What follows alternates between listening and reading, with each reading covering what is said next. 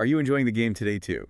It is fantastic to be back, diving into the archives. And today we are unlocking a memory that is equal parts sugary sweet and absolutely nightmarish. We are looking at Hudson Soft's legendary Milon Kumikoku, Milon no Daibukin. Or, as most of our listeners in North America and Europe would know it, Milon's Secret Castle. Right, Milon's Secret Castle. But I really want to stick with the Japanese title for a second. Milon Kumikoku, Maize Sweet. Now, I have to admit, when I was a kid, my brain heard sweet and just went straight to candy. Ah, like sweet. Yeah, I thought it was Sweet Castle, like gingerbread. Or maybe a luxury hotel suite. Like, is Milon checking in for a spa weekend or something? Well, you would be sorely disappointed if you showed up with a suitcase. In this case, suite, or kumikyoku, it's a musical term, an ordered set of instrumental pieces. A musical suite. Yeah. In a maze game. Exactly. And that's not just some fancy title. It is, like, the key to the entire soul of this game. It's a symphony disguised as a brutal action puzzler. Okay, let's unpack that. Because if you just look at the screenshots, the game screams cute. You got Milon, this little guy with a big head, bright colors, looks like a walk in the park. It's that Marchen or fairy tale aesthetic, and it's a complete trap. Totally a trap. And we should be clear, we're not really talking about the arcade scene here. No. Strictly the home console experience, the Famicom and NES, that's where the legend and, the frustration really lives. I have such vivid memories of renting this. I popped it in thinking, oh, a nice breezy Sunday afternoon game, and instead I just got thrown into a meat grinder. Yeah. But before we get to the trauma, let's talk about the world. Because the lore is surprisingly deep for an 8-bit game. It really is. So we're on planet Epsilon, which is also affectionately known as Hudson Land. Hudson Land. Very subtle. I love it. Classic Hudson. So the people here, they're unique. They don't speak like we do. They communicate entirely through music and physical touch. Wow. Yeah, it's a world of pure harmony. A melody is a sentence. A whole song is a conversation. That sounds beautiful. A world without shouting, just singing. But our hero, Milon, he's got a problem, doesn't he? He does. Milon suffers from a condition called amusia. Which is basically he's tone deaf, right? Precisely. In our world, that just means you probably shouldn't do karaoke. But on planet Epsilon, it means he's cut off from society. He can't understand his own people. He's an outcast. Oh, that is heartbreaking. It's not just a silent protagonist. He's isolated. He is. So he decides to leave, to go on a journey to find others like him. But just as he's about to go, a crisis hits. The village elder sends out this musical signal for help. And there's no answer, just silence. And Milon, the one person who can't hear the music anyway, is the one who goes to investigate. He heads to the city of Rocktus to find Queen Eliza, but I'm guessing she's not available for a meeting. Not exactly. This is where our villain comes in, Maharito, the warlord of the north. He's invaded Castle Garland, he's imprisoned the queen, and this is the crucial part, he's stolen all the musical instruments from the people. That's such a specific kind of evil. He didn't just take their treasure. He took their voice. He silenced the whole world. And that leads to the central irony of the entire story. The one boy who can't understand music is the only one who can save it. I love that. That is the ultimate underdog story. It's not about the strongest warrior. It's about the one person who doesn't fit in being the only one who can solve the problem. It's a sensory twist on the whole chosen one narrative, and that drives everything about the gameplay. Milon gets to Castle Garland, but this isn't Super Mario Bros. You don't just run from left to right. Oh, definitely not. Castle Garland is a beast. It's this non-linear maze. 4 floors, but it feels more like a puzzle box. You're constantly backtracking, going to rooms in weird orders. And your goal is to defeat these demon beasts, the bosses, to get crystals. Those crystals are the keys to get to the higher floors. But just finding your way, that's the puzzle. And your weapon for this grand musical crusade. Bubbles. Bubbles. Yeah. I mean, let's be real. It's hilarious. You're fighting demons with soap. It sounds weak, but mechanically, it's what makes the game so difficult. The bubbles don't shoot straight, they float diagonally upwards. Which is maddening. I remember trying to hit an enemy right next to me. I'm just mashing the button, and the bubbles are floating right over its head while I'm getting killed. The physics felt like a prank. It forces you to change your tactics. You have to position yourself below enemies. But combat is only half of it. The bubbles are mainly for prospecting.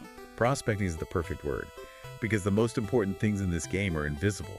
You have to shoot everything. Empty air, solid walls. Right. There are soft blocks that break and hard blocks that don't, but they look identical. And then there are hidden doors that only appear if you shoot one specific blank spot on the screen. Which brings us to survival. we have to talk about the honeycombs. The Hudson staple. Or, The logo. yes. They're hidden everywhere, and finding them isn't a bonus, it's essential. They refill your health, they extend your life bar. If you don't find the honeycombs, you're mathematically going to lose. It was all trial and error. But the reward for all this exploration ties back to the title. We need to talk about the suite mechanic. This is my favorite part. So, hidden in the stages are these music boxes. The first time I found one, I thought it was just for points or something. But then the screen changes. You're transported to a bonus stage, and Milon is on a giant musical staff, the 5 lines from sheet music. And you have to jump around and catch the notes. It turns into this little rhythm game. Right, you catch notes, you get sharps for extra points, but you have to avoid the flats. Because the flats take points away. Exactly. But here's the brilliant part. The very first time you enter that stage, the background music is just an elf playing a drum. That's it. Boom, boom, boom. It's pretty lonely. But Milon is rescuing the instruments, so every time you find another music box, a new instrument is added to the song.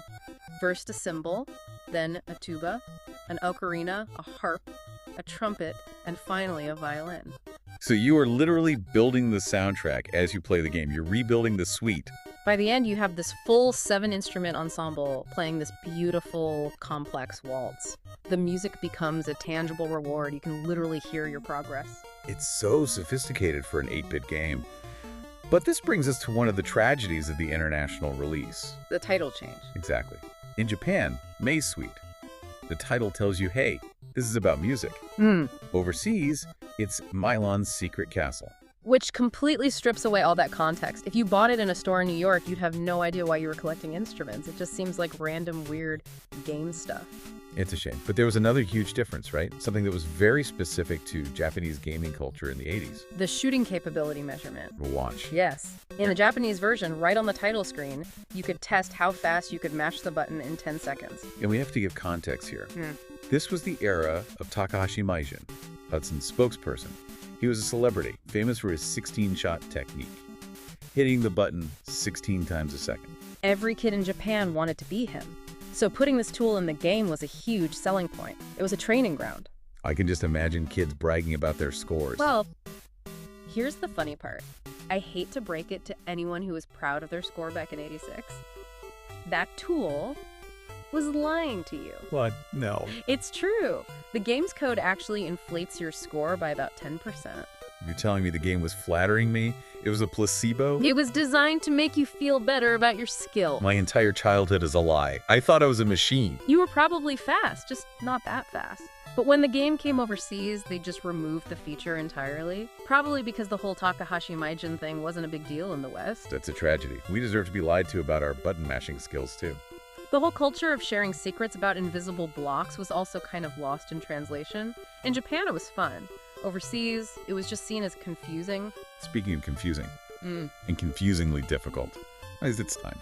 We need to talk about the difficulty. Because as much as I love the music, playing this game makes me want to scream. It's an endurance run. 1 life, no saves. Unless you knew the secret continue command. Right. If you held left and pressed start. But only after you'd collected the first crystal. See, I didn't know that, but my biggest problem, and I need you to explain this, is the damage. Okay. So in Mario, you get hit. Yeah. You flicker, right? You get a second of invincibility to get away. Invincibility frames, yeah, standard stuff. Milon has none of that. I touch a slime, and instead of taking 1 hit, my health bar just drains. Just goes, pff, and I'm dead in half a second. It feels so unfair. Where are my frames, Hudson? It's not unfair, it's just brutal physics. The game calculates damage based on contact time. If you stand inside an enemy, you're taking damage every single frame. But I'm shooting bubbles that float away from them. I have to get close, but if I get too close, I melt. That's the whole man's eye of the gameplay. You're the funny man running in and getting hurt. Yes. And the game is the straight man smacking you down for it. It just demands precision.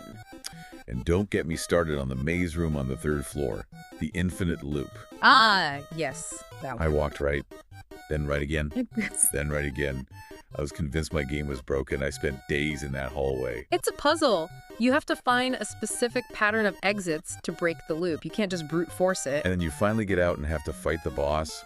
Karma? Karma is notorious. The projectile patterns are completely random. There's no loop to memorize. It's just chaos. It makes me sweat just thinking about it. But I have to admit, when you finally beat him, when you finally find that secret door after shooting a blank wall for 10 minutes, It feels good. it feels incredible. The sense of achievement is massive because the game gives you absolutely nothing for free. And that's the charm. And we have to credit the music for keeping us sane. The soundtrack by Takeaki Kunimoto is legendary. So catchy. And it's a waltz. Most action games are a fast 44 time, but Milon is 1, 2, 3, 1, 2, 3. It gives everything this sort of dance-like quality, even when you're dying over and over. It's elegant.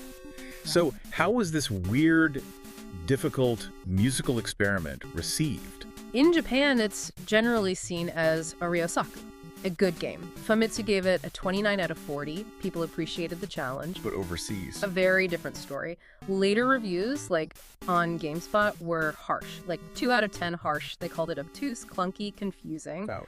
Well, you have to remember the context. It came out in North America 2 years late. By then, technology had moved on. It just looked and felt dated to an audience that didn't have that Hudson Fever context. That makes sense. But Milon didn't just disappear. He has a bit of a legacy. He does. There was a Super Famicom sequel, Doremi Fantasy, Milon's Doki Doki Adventure. I've seen clips of that. The graphics are a huge step up. It looks gorgeous. It's a big visual overhaul. And Milon pops up elsewhere. He's playable in Saturn Bomberman. There are hidden Milon tiles in Star Soldier. He's around. I love that. It's like he finally found some friends in other games. Now, if anyone wants to track down the original, I have a very specific tip. A pro tip for collectors. Yes. It's on the Hudson Best collection for the Game Boy Advance, but you need to look for Volume 3. Volume 3. Got it. But on the box, it's written with Roman numerals. I. Oh, right. So don't go into a shop asking for Volume I. You'll sound like you've never seen a number before. It's read as Volume 3. Good advice. We don't want to embarrass ourselves while hunting for bubbles. Exactly. You know, looking back, Milon's Secret Castle really is a unique piece of history. It's so easy to dismiss it as just that hard bubble game, but it was trying to do something really artistic. It absolutely was. It's a game where music isn't just a background track, it's the narrative goal. It's a story about communication, isolation, and finding harmony. Even if you have to shoot 1,000,000 bubbles and get lost in a loop for 3 hours to find it. That struggle just makes the harmony sweeter. It really is a suite of puzzles that demands patience, rhythm, and a whole lot of luck. Well, that is all the time we have for this deep dive into the world of Hudson Land. It's been a pleasure. Will the game be fun tomorrow, too? Happy gaming!